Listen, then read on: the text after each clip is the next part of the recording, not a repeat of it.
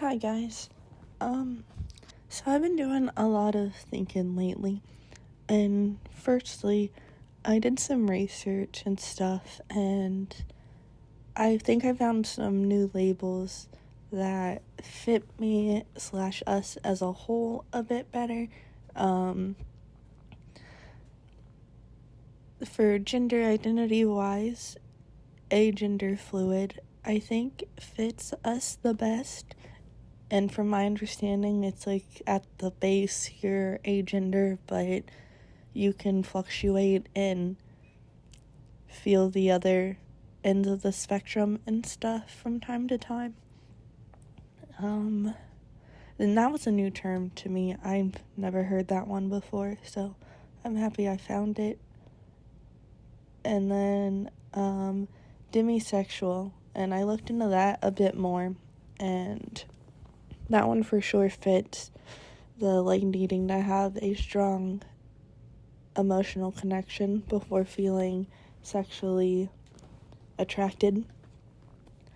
And then the romantic attraction is the one that I had the hardest pinning down, but I think we're just gay romantically, and I think that's what fits the best. And I don't know why, but it's been a bit of a struggle accepting it, and I think it's just because we always, I don't know, there was a period when we were yeah, I'm a lesbian, I'm gay, but then, and the more sexually active ones were out after that, so then it was just kind of no, I was wrong, I'm just bi. And so, I don't know, it's been something to wrap my head around, but I think it fits the best, and it makes me happier, I think. And when I think about it, it makes the most sense because of how I tended to feel with the other, all the genders and stuff. I don't know, it just makes sense. But I don't want this whole video to be about that. I don't know. I'm feeling happier with the labels I've found, so I just kind of wanted to share, and sharing stuff like this helps me get more comfortable in it. So it's why sometimes some parts will talk about trauma and stuff. It's just kind of their way of getting to a point of acceptance, I believe. But yeah, it's February now, and things have been pretty settled in the brain-wise. We did have a bit of a trigger come up not too long ago, and that had us out of it for a handful of days. But things have settled again, and so I think I can gladly say that it seems like I am the host of the system now. It is my time to shine, as they say. Co-hosting wise, I don't really have any people around with me on the regular. I'd say Dot and Winter are probably the closest to a co-host I'm gonna get. And yeah, I don't know. I've been trying to learn more about everybody in a different sense than what we did before. I'm putting less emphasis on us being separate parts, and I've been wanting to focus more on just how DID affects me in general, and the symptoms and how I feel and things like that, feeling other people's emotions, just how that feels to experience that is what I think I want to focus more on moving forward, versus just how different everybody is, you know?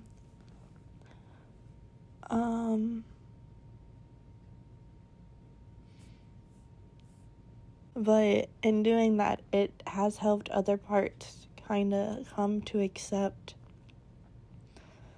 the different traumas that have happened. And I think we're getting to a better place of acceptance for it. And something we talked about in therapy is we're getting to the point where we aren't getting, like, paralyzed within a memory anymore. Like, after that big trigger from the movie, we were kind of, like, in and out of memory time for a few days. But it was a little better than what it normally would have been. But outside of the trigger bubble, in general, we haven't been getting, like, paralyzed by flashbacks and memories anymore. And I mean, don't get me wrong, like, some days are still gonna be worse than others, but, like, overall, it's been going better. And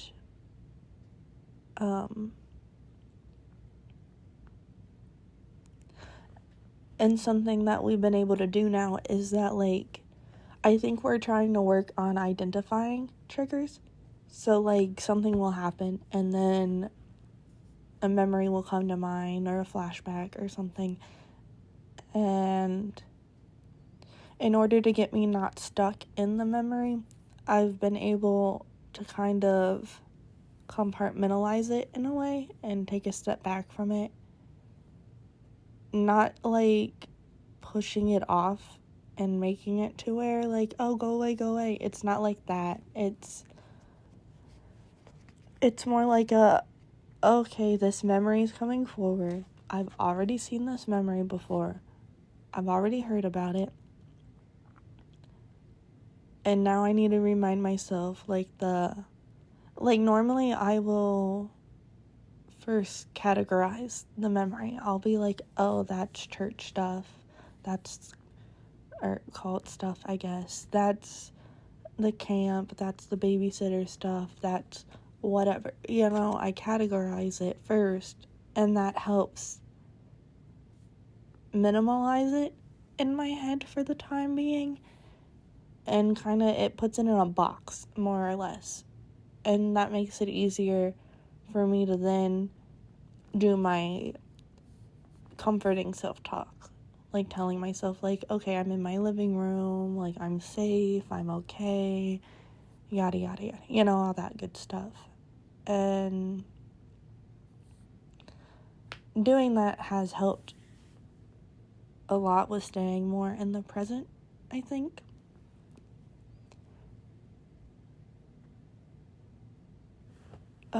Sorry, I don't know, I got lost in talking about that, and I don't remember why I brought it up. And, like, my voice was sounding weird at one point, so, or at least it was sounding weird to me, like I was having a really out-of-body moment, so I think somebody else probably came forward to talk about that, because I don't think I'm the one who talks in therapy, but I'm around for the sessions. But yeah, so we've been doing better overall, though, with not getting stuck in memory time, so that's been good. I'm gonna go ahead and pause this here, and see you in the next one in case I don't add anything else, but I'll probably add more to this later. I just lost my train of thought, so I'm gonna take a break.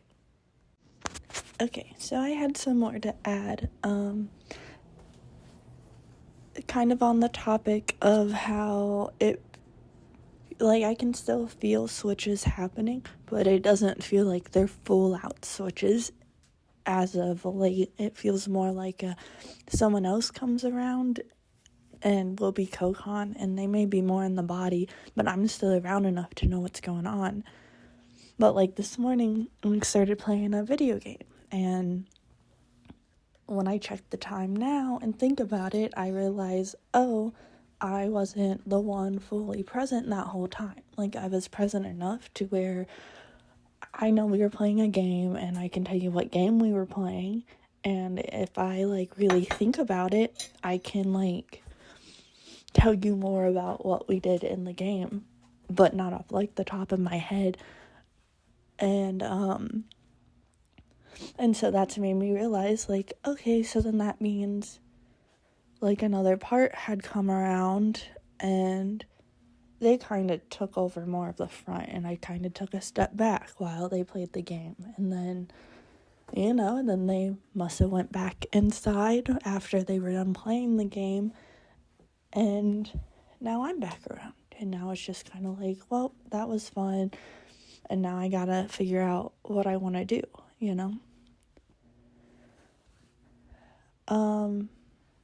Before we were super co-con, though, like, prior, things like this happening would normally be pretty, like, blah feeling, I guess, because normally, like, the memory and stuff would be completely cut off. So I would normally go out my day and think I didn't do, like, anything all day long. But now that I've been more co-con with everybody, it's made me realize just how long the day is, I guess. Because, like, yesterday or the day before or something, we did, not like a bunch of stuff, but quite a bit. Like, we did stuff we scrolled on social media, we watched some shows, we journaled a lot, we did a lot of thinking, and then, like, some picking up stuff around the house, things like that. But, like, when I think back to, like, yesterday, I can see where, okay, other people were around based on, like, what we were doing and how I was feeling and things like that.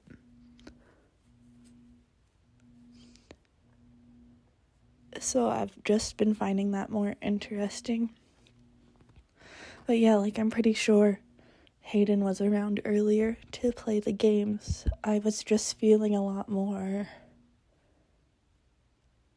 I was still, like, social, but I was feeling more quiet. Like, Hayden, when they're around or out, they're social, but they don't really say a whole lot. They enjoy the company of people, but they're not, like, super talkative.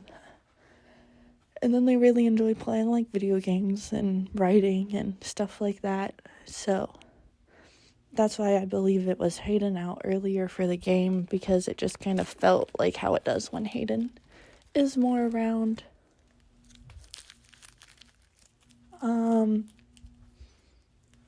For instance, like, right now with me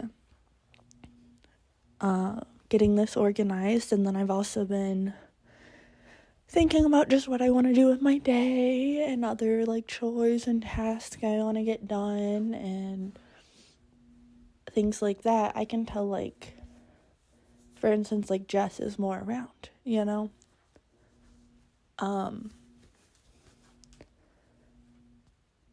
When I talk about who's more around, though, like, I'll use specific names if I know who it is exactly, / if I have their permission.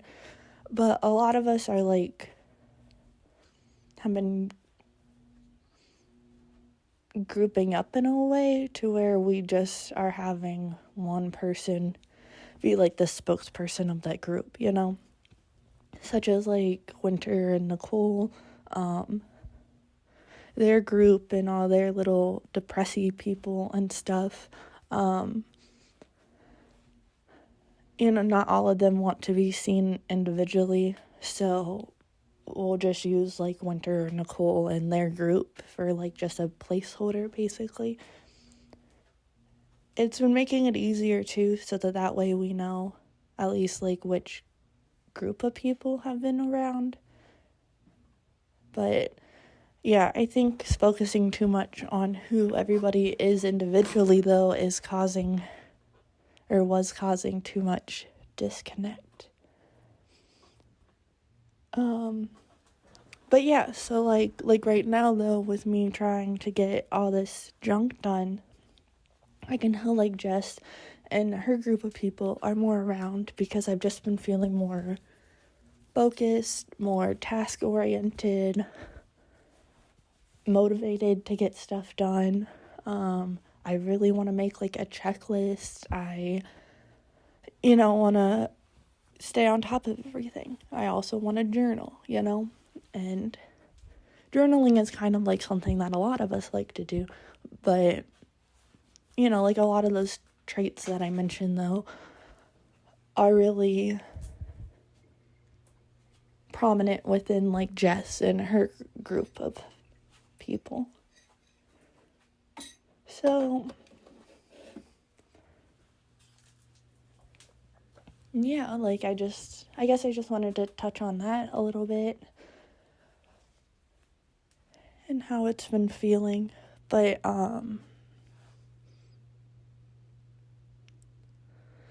yeah, like, overall, though, it's been really nice feeling like one cohesive person, I suppose. Like, I don't know, like, I can tell I'm in a very different place / like a very different person than what we were when, like, Nicole was host and when we were, like, a preteen, and that's very different than when Lynn was host, and that's very different than when Mia was host, and, very different from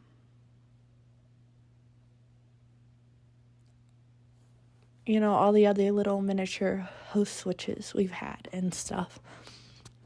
So, I don't know. I've just kind of been letting things settle, and I've been trying to get to know myself and what I like and what kind of person I am, and just how to live life in a way that I'm going to be satisfied and happy with it. I think the other headmates are happy with how I've been leading life. There hasn't really been any interjections, hasn't really been any arguments. A lot of the parts have been settling and going kind of quiet. Like, they'll still be around, like, I can still hear their commentary and stuff. Or, like, if something catches their interest, they'll be more around. But I can just tell that not as many parts have been around as before. And, like, in one aspect, that could be good, because that means, like, we're healing and we're getting triggered less and things like that. And I'm also kind of just taking it as, like, this is just the era of life we're in now, Like, and now that things have really settled and I've been the main one out for a while, I guess I understand how the other host felt when it just comes to trying to figure out how to live with being myself, but also listening to the other parts. Because I'm not, like, ignoring them or anything, but I for sure am taking more of a lead, I think, on just doing whatever it is that I want to do. I'm kind of, like, accepted that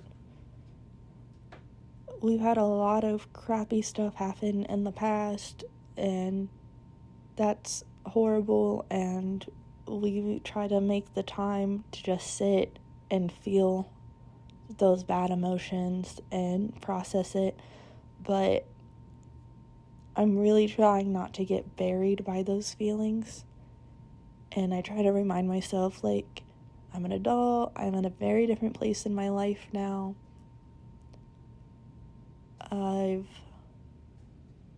I'm safe, I'm okay. And I think I'm trying to move into a phase of life where it's kind of like, yes, all those crappy things happen, but what now? What now that I'm out of those crappy things? Now that I'm in a safe place, what now? What do I want to do? I don't have to survive anymore. Like, I do in, like, a grand scheme of things because of the economy and everything. But, like, in terms of just trauma, I don't have to survive anymore. So what do I want to do with my life? And that's been on my mind really heavy lately. So updates on that to come, I suppose.